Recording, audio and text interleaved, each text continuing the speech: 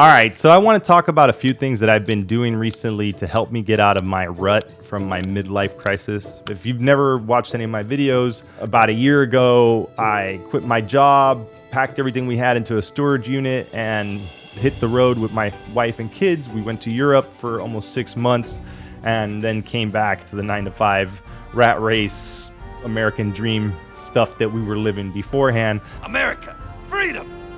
Freedom! Right when I got back, one of the first things that I really wanted to focus on doing was taking care of my physical health.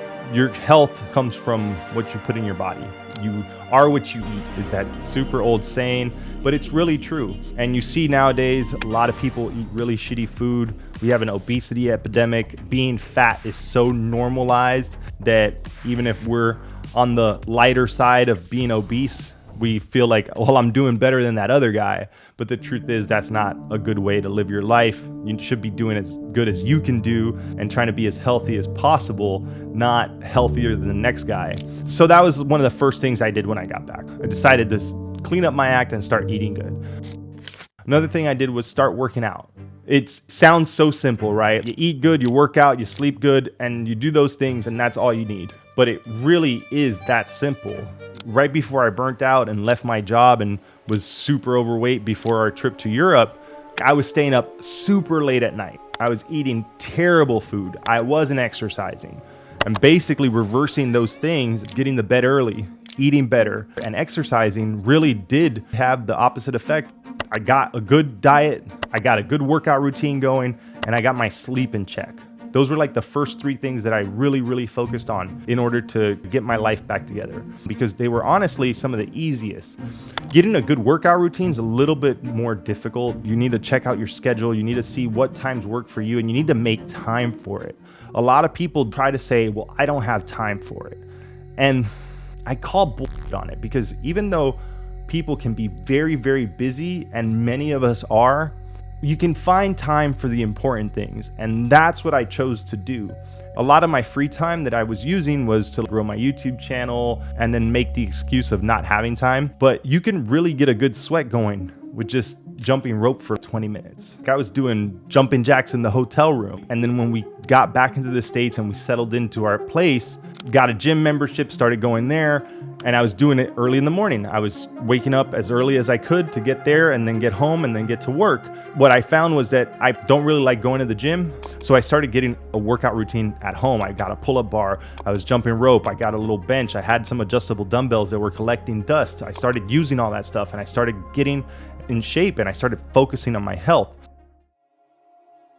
What I'm working on right now is getting away from my addictions, cutting out a lot of the substances and things that were negatively impacting my life. For me, it was weed and booze, but everyone's different, right? You can be addicted to anything. I've been addicted to all kinds of different substances, but I've also been addicted to video games. I've been addicted to social media. I've been addicted to watching TV. These are all things that can consume your life and have negative impacts on it and distract you from the things that you should be doing. And I can't speak to how to break addictions because it's something that I'm currently working on myself, but I will say that a big part of getting out of a rut and dealing with my midlife crisis is staying clean. I've been sober for a little over a month now. I'm focusing on really doing it this time. I never want to have another drink again. I never want to go back to smoking weed again. I never want to be dependent on a substance that changes or alters the way I think, because I'm tired of doing that. And it's something I've done my whole life. I've been dependent on drugs and alcohol for as long as I can remember. And a big part of getting out of a rut for me is dealing with that. I've also been doing a lot of other things. I've tried journaling, I'm reading more, I've tried meditating, I've yoga, I'm doing ice baths on a regular. The ice baths have been a huge mental health improver, physical health improver. That's one of the things that I can recommend to a lot of people. I'm not a doctor, consult your doctor first. Somebody got mad at me for not saying that in the last ice bath video. But if you're willing to try it and you're healthy enough to do it, it's worked wonders for me. I really thought it was all bullshit and bro science, and I really would have never in a million years thought that I would be doing ice baths, but I did it for that Huberman video, and it is something that has stuck with me. I built my own ice bath. I am totally 100% sold on it, and that's something that has greatly helped me with getting out of a rut. And I'm not trying to preach and be high and mighty here. I find what works for me and I stick with those things. And for me has been ice baths and working out and jujitsu. I'm not saying jujitsu is the answer, but finding some hobby or some extracurricular activity that you can do that is yours, that you enjoy to do, can work wonders for you. Go join a pickleball club or a softball league or something where you can get around other people, woodworking, whatever. It doesn't matter. Finding a good hobby is really, really good to help you get out of your rut. Not video gaming, not sitting on the couch. Trust me, because that stuff, while it seems fun, it's a trap, it's a trick. I know that everybody's like, oh, well, you can have fun and play video games. People want to enjoy their time how they want to enjoy their time. Yeah, I'm an ex-video game addict, and I couldn't get that shit under control. And the problem with video games is this false sense of accomplishment when you beat a game. Sure, some of them are fun. They're very fun. They're very addictive. But at the end of the day, I've never felt fulfilled after playing a video game. I usually feel the same way I feel like when I go gambling or something. I feel like guilty and dirty, like after a night of binge drinking is the same way I feel after a night of binge video gaming. I get up the next day and I'm like, I can't believe I did that. What a waste of time. So if you do find a hobby, make sure that it's a real hobby and not just video gaming or sitting on the couch. I really started to think about the big picture, and I started to think about what it is I want from life and what kind of life I want to live. I decided to sit down and write down what my goals were. I wrote down what I want to do in the next year, what I want to do in the next 5 years, what I want to do in the next 10 years, and what I want to do towards the end of my life. I really think that if you're in a rut right now and you have a lot of goals and ambitions that you want to accomplish, start writing them down and start figuring out how you can achieve those. Make a plan. Hunker down, take some time to do it, take a few hours, take a day, take a week, walk around with a notebook and jot it down if you need to. Jot down everything that comes to mind that you think you want to do. If it's travel, if it's build your own business, if it's get the dream job that you want, whatever it is, write those goals down and think about how you want to get them, because when you start to actually write them down, they become more real and they start to feel like something that you can actually do. Figure out the small steps that you can start taking now in order for you to be able to get to those goals in the time period that you're setting for yourself. I did a year, 3 years, 5 years, 10 years, but you can do what you want to do in the next month, what you want to do in the next 6 months, in the next year. The time periods are different for everyone because some goals are bigger than others, but writing it all down will really, really help you. So the trip to Europe really put a lot of things into perspective for me. I really thought that trying to make more money was the answer to all my problems. And while I think that if you are not financially stable and you're in a rut, fixing your finances and figuring out how to make more money is very important. But I was in a position where that wasn't the case for me. I had already worked really, really hard to get my money in order.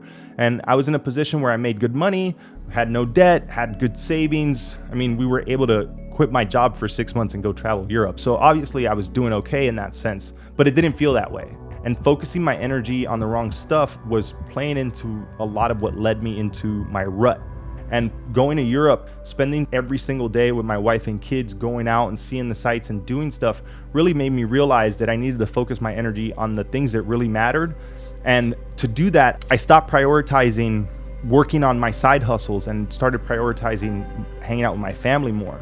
Going with my kids to their soccer practice and going with my kids to jujitsu practice and going with my wife and kids to all the things that I would try to kind of get out of because I always had something more important to do.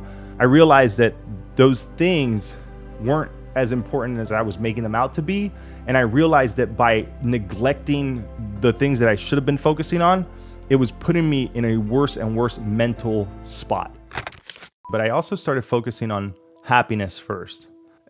And it sounds corny, it sounds cliche, focus on your happiness. A lot of my goals now are a little different than what they were a year ago. Many of my goals a year ago were probably focused around financial independence.